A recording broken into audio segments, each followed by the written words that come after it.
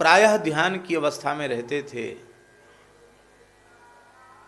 और उस समय भी बड़ी बड़ी चमत्कारिक घटनाएं आपके जीवन में घटित हुई। आपके दर्शन से लोगों की इच्छाएं पूर्ण हो जाती थी। जब वे 5 वर्ष की आयु के हुए, मूल पुरुष श्री पहाड़ी बाबा महाराज, तब ध्यान के लिए एकांत उन्हें चाहिए था और 5 वर्ष की आयु में ऐसे ही विचरण करते हुए गांव के बाहर जंगल में एक पीपल का वृक्ष था जो खोखला हो गया था, पोला था। उसको गांव के ब्रजवासी टूड़ा पीपर कहते थे। उस टूड़ा पीपर के खोल में आप उतर गए और वहीं आप समाधिस्थ हो गए, ध्यानस्थ हो गए।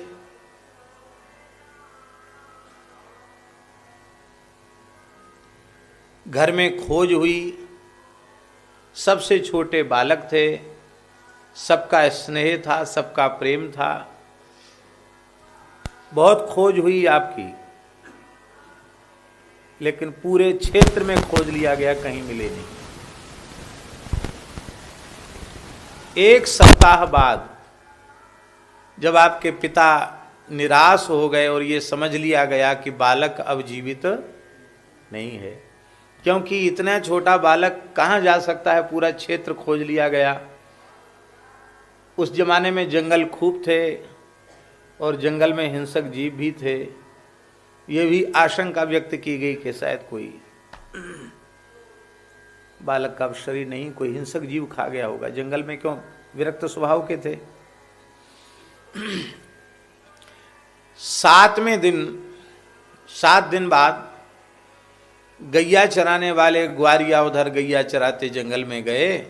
स्वाभाविक किसी ग्वाल ने उस पीपल में झांका, टूड़ा पीपर में, तो देखा तो ये तो ध्यान में बैठे थे। सूचना घर पहुंची, वो तो वहां बैठे। आपको वहां से निकाला गया, आपकी समाधि खुली और उसी समय आपका नाम, गांव में एक नया नाम पड़ गया आपका, टूड़ा बाबा। क्या नाम पड़ गया? टूड़ा बाबा। टूड़ा पीपर में बैठ गए, वहाँ समाधि लग गई तो गांव के लोग टूड़ा बाबा कहने लगे। आज भी उस गांव में एक मंदिर बना हुआ है अमरोली में, जिसको लोग टूड़ा बाबा का मंदिर कहते हैं। वहाँ पहाड़ी बाबा नाम नहीं जानते आज भी गांव के लोग। टूड़ा, बोल टूड़ा बाबा की जय। हम उस गांव में होके आए, वहां भी सीताराम जी का प्राचीन मंदिर है।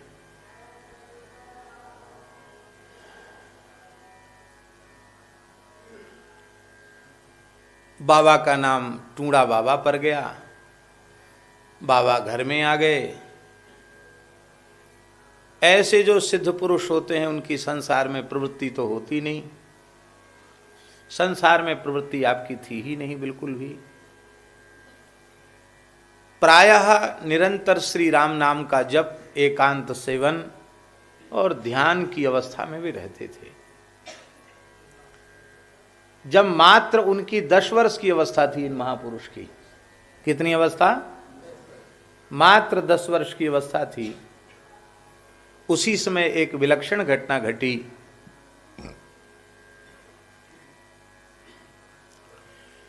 संसार की दृष्टि में देखी जाए तो घटना बहुत सामान्य थी।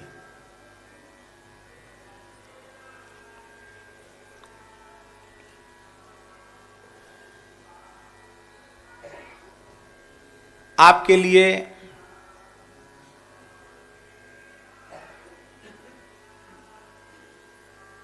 एक समस्या रहती थी।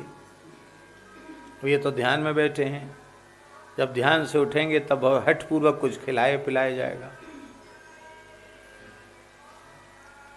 तो 10 वर्ष की आयु में जब आप ध्यानस्थ थे, आपके बड़े भाई की पत्नी ने, भाभी ने उन जमानों में बहुत जल्दी विवाह होते थे। ये छठे भाई थे, तो बड़े भाई हम समझते हैं 17-18 वर्ष की आयु के होंगे या 20 वर्ष के होंगे, जो भी हो।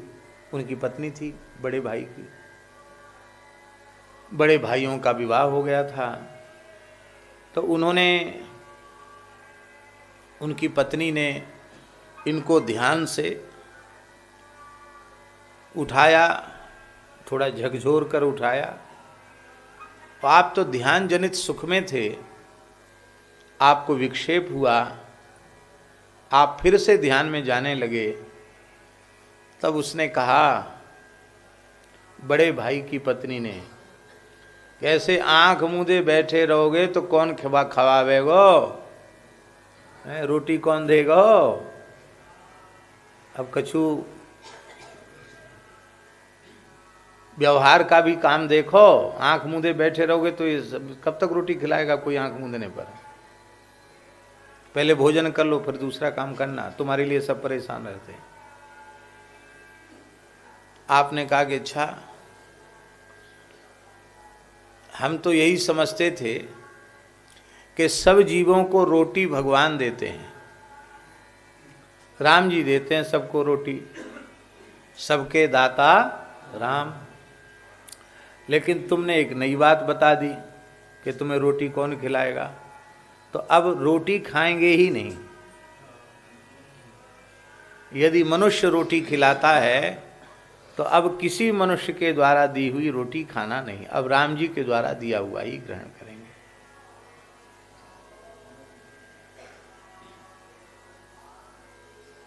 तुमको चिंता है ना कि तुम्हारा कैसे काम चलेगा, आंख मूंदे रहोगे, तो अब तुम अपनी चिंता करो। हमारा काम तो राम जी जैसे चाहेंगे वैसे चलेगा, नहीं चलेगा चलेगा, नहीं चलेगा नहीं चलेगा, पर अब मनुष्य का दिया हुआ नहीं खाना है। फिर आप ध्यानस्थ हो गए। बालक, 10 वर्ष का बालक कितना बड़ा होता है, लोगों ने सोचा ऐसे ही फिर उठेंगे, भूख लगेगी खा लेंगे, पर उसी रात्रि को आपने गृह त्याग कर दिया। मात्र 10 वर्ष की आयु में आपने गृह त्याग कर दिया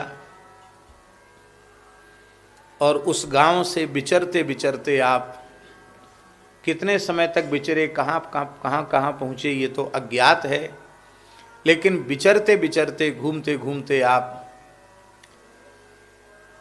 गुजरात पहुँच गए।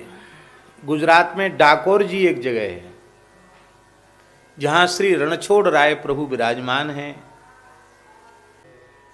श्री पहाड़ी बाबा महाराज, प्रथम पहाड़ी बाबा महाराज को आपके गुरुदेव परम योगीराज परम तपस्वी श्री सरयू दास जी महाराज, उन्होंने आपको विरक्त वेश प्रदान किया और अपने संतों की जो प्राचीन परंपरा से जो उपासना साधना की पद्धति है, गुरु प्रणाली उपासना की प्रणाली प्रदान की। और वे चाहते थे कि इन्हीं को हम नियुक्त कर दें, क्योंकि ये मेरे प्रथम शिष्य हैं। पर बाबा ने गुरुदेव के चरणों में कुछ दिन रहकर सेवा करके बड़ी विनम्रता से प्रार्थना की कि गुरुदेव, हमारा मन लोगों के बीच में बिल्कुल नहीं रमता है, हम तो एकांत में रमण करने वाले हैं, आपकी आज्ञा हो तो हम हिमालय में जाकर भजन करना चाहते हैं। जो सच्चे संत सद्गुरु होते हैं वे भजन के लिए कभी किसी शिष्य को रोकते नहीं हैं। भजन तो करना ही चाहिए, जीवन ही भजन के लिए है। गुरुदेव ने बहुत प्रसन्नता, बिल्कुल ठीक है, जाओ। आप गुरुदेव को प्रणाम करके, प्रथम पहाड़ी बाबा महाराज प्रणाम करके गुरुदेव को सीधे विचरण करते करते हिमालय में पहुंचे। हिमालय में मानसरोवर पहुंचे, जो दुर्भाग्य से इस समय चीन में पहुंच गया। पहले भारत में ही था, जब देश गुलाम था तब भारत की सीमा में था, और देश के स्वतंत्र होने के बाद अलग हो गया। दुख की बात है। खैर वो आज जाने दो। जिस काल में श्री पहाड़ी बाबा महाराज वहां विराजे उस समय तो सब भारत ही था। वहां कैलाश में एक गुफा है, वशिष्ठ गुफा। उस वशिष्ठ गुफा में आपने प्रवेश किया और ऐसे स्थल पर आप विराजे, वहाँ वशिष्ठ गुफा का आज भी ऐसा वातावरण है, वहाँ कोई जीव जंतु भी नहीं, इतनी ठंडी है, बर्फ ही बर्फ जमी रहती है। वहाँ आप 5 वर्ष समाधिस्थ रहे। कितने वर्ष? वशिष्ठ गुफा में 5 वर्ष आप समाधिस्थ रहे। और इसके बाद संतों के, सिद्ध संतों के आग्रह पर आप थोड़े नीचे उतरे, केदारनाथ पहुंचे। और केदारनाथ में हनुमान गुफा है। उस हनुमान गुफा में, जहां इस समय परम पूज्य श्री अभिराम दास जी महाराज का स्थान है, संत सेवा होती है, वहाँ जो गुफा है, उस गुफा में बाबा, प्रथम पहाड़ी बाबा महाराज उस गुफा में 65 वर्ष विराजे। कितने वर्ष? तो 5 वर्ष मानसरोवर में और 65 वर्ष केदारनाथ में। तो अब इतना तो पक्का समझ लो कि 70 वर्ष उनके बर्फ ही बर्फ में व्यतीत हो गए, नीचे उतरे ही नहीं। तो इतने लंबे समय तक वहां विराजने से, बर्फ में रहने से, पहाड़ में रहने से उनका उपनाम पड़ गया पहाड़ी बाबा। क्या नाम पड़ गया? पहाड़ी बाबा नाम पड़ गया। नाम तो गुरु महाराज का दिया हुआ श्री स्वामी नृसिंहदास जी महाराज था, पर आपका नाम पहाड़ी बाबा पड़ गया। सब तीर्थों की यात्रा की उन्होंने हिमालय में, दामोदर कुंड भी महाराज गए थे। पहाड़ी बाबा, प्रथम पहाड़ी बाबा महाराज, और वहां से स्वयं दामोदर कुंड से शालिग्राम जी लेके आए थे। और उनमें एक स्वरूप तो पूज्य गुरुदेव पहाड़ी बाबा ने दास को प्रदान किया, वो हमारे साथ विराजमान है, आपको दर्शन कराए छोटे से। और एक स्वरूप यहां मंदिर में विराजमान है, नृसिंह भगवान के स्वरूप, वो बाबा स्वयं वहां से लेकर के आए थे। आज भी मंदिर में विराज रहे हैं ठाकुर जी। पुराने संत सब जगह विचरते थे। तो बाबा वहां 65 वर्ष विराजे। तो जो भी संत इधर से बद्रीनाथ जाते थे, केदारनाथ जाते थे, बाबा का दर्शन करते थे, तो ब्रजवासी संत आग्रह करते थे, बाबा सब तो वहां पहुंच नहीं सकते, आप ब्रज में आओ, ब्रज में आओ। और लोगों को ये पता, शरीर ब्रजवासी है तो फिर आपको ब्रज में आना ही चाहिए। तो संतों के आग्रह पर बाबा, श्री रामदास जी काठिया बाबा के आग्रह पर बाबा ने यहाँ आने का निश्चय किया। बाबा वहाँ से हिमालय से उतरे, ब्रज यात्रा का आपके मन में विचार उठा, और वहाँ से चल करके श्री प्रथम पहाड़ी बाबा महाराज जैसे ही हरिद्वार में सप्त सरोवर आकर के विराजे, उसमें अंग्रेज फैल चुके थे देश में, अंग्रेजी शासन का समय था, क्योंकि लगभग 200 वर्ष अंग्रेज इस देश में रहे हैं। तो बाबा का प्रभाव इतना था उनके दर्शन का कि तमाम भीड़ वहाँ इकट्ठी होने लगी। कुछ फौज के अंग्रेज अधिकारियों के बच्चे भी दर्शन करने आने लग गए। आकर्षण बाबा में जग विलक्षण आकर्षण था आपके दर्शन में। तो फिर अंग्रेजों ने आपको चेटकी समझा कि कोई चेटक करने वाले, तंत्र करने वाले हैं, और अंग्रेजों ने आपको वहाँ से गिरफ्तार कर लिया, प्रथम पहाड़ी बाबा को। बाबा तो मौन रहते थे, बोलते तो किसी से थे नहीं।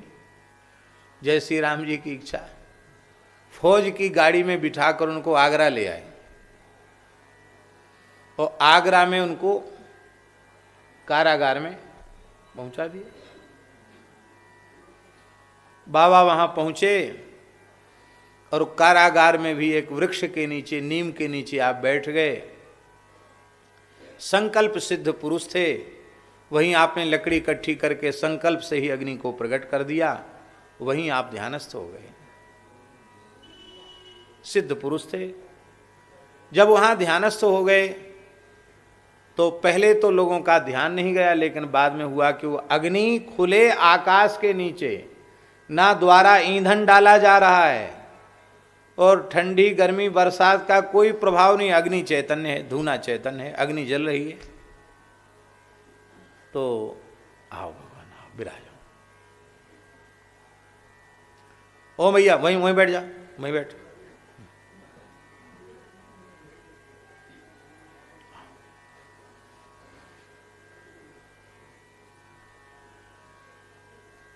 तो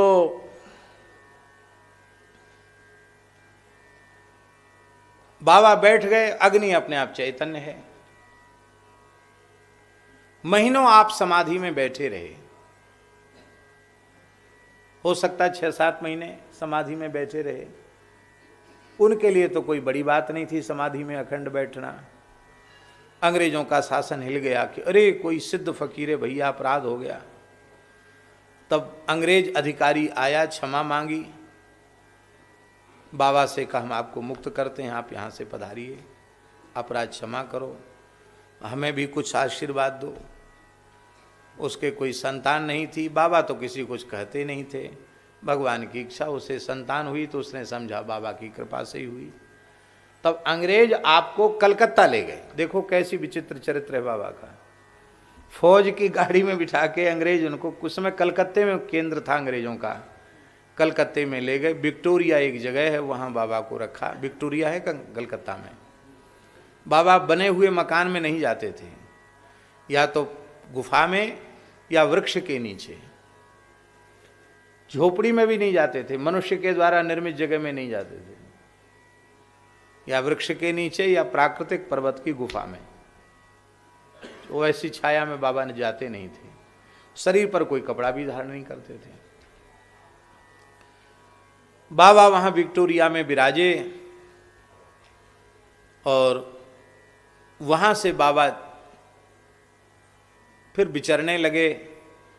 उस समय कुछ बंगाली शिष्य भी उनके हो गए। उनमें एक बंगाली माता थी, उसका नाम था मानोदा दासी। बहुत उच्च कोटि की नाम जापिका थी, प्रथम पहाड़ी बाबा की शिष्या। क्या नाम था? मानोदा दासी। वो विलक्षण थी महाराज। बाबा को पहली बार ही बाबा गए, उसके बाद तो बाबा द्वारा कलकत्ता गए ही नहीं। तो रोने लगी, बोले बाबा पुनः दर्शन कब होगा, आप तो जा रहे हैं ब्रज की ओर, अब फिर दर्शन कब होगा। तो बाबा ने कहा कि हमारा ये आखिरी दर्शन है, अब प्रत्यक्ष दर्शन तुम्हें दोबारा नहीं होगा। तो ल्यो, तुम्हें ज्यादा विरह है तो ल्यो मेरी सुमरनी, तुम्हारे घर पर विराजमान रहेगी। हमारी परंपरा का कोई भी साधु आएगा, वो इस सुमरनी के नाते से तुम्हारे यहां आकर दर्शन देगा। ये वचन दिया। बाबा की पादुका, बाबा की सुमरनी वहां आज भी विराजमान है। एक गरीब बंगाली परिवार में, हम भी कलकत्ते जाते हैं तो वहां हम दर्शन करते, भवानीपुर में बाबा की सुमरनी का दर्शन करते हैं। बाबा इसके बाद वहां से चल करके ब्रज में आए। तो ब्रज में कुछ लोगों ने अमरोली में, जहां उनका जन्म हुआ था ब्रज में, वहां उनका एक मंदिर सीताराम जी का बनाया। बाबा वहां तो पधारे नहीं। रुदायन गांव जो है, जहां राधा गोपाल जी मंदिर है, वहां बाबा कुछ काल विराजे रुदायन में। और वहां से फिर चल करके बाबा कुछ समय मथुरा में भी विराजे। मथुरा में जो अपने सत्यनारायण मंदिर है, वहाँ भी बाबा विराजे, लेकिन वो शहर के बीच में था। बाबा तो रमते नहीं थे ऐसी जगह में। कुछ दिन वहाँ रहकर बाबा फिर यहाँ आ गए। ये जो खाकचौक स्थान है, यहाँ जमुना जी का तट था, जंगल था, कुछ यहाँ था नहीं। वृक्ष के नीचे आकर बाबा यहाँ विराजे। और एक बार प्रयाग कुंभ से आप पैदल चल करके गंगा सागर गए हैं। एक छोटा सा गांव है बसोबादी, जिला 24 परगना का, वहाँ भी हम कई बार होके आए हैं। वहाँ बाबा की धुनी है, बाबा ने वहाँ धुनी चैतन्य किया था, हम भी वहाँ दर्शन करके आए हैं। तो बस वहाँ गए, इसके बाद बाबा कहीं गए नहीं, बाबा यहीं विराजे। 150 वर्ष की आयु जब उनकी पूर्ण हुई, तो उस समय और जीवन के बहुत प्रसंग हैं, चमत्कारिक प्रसंग हैं। महाराज जी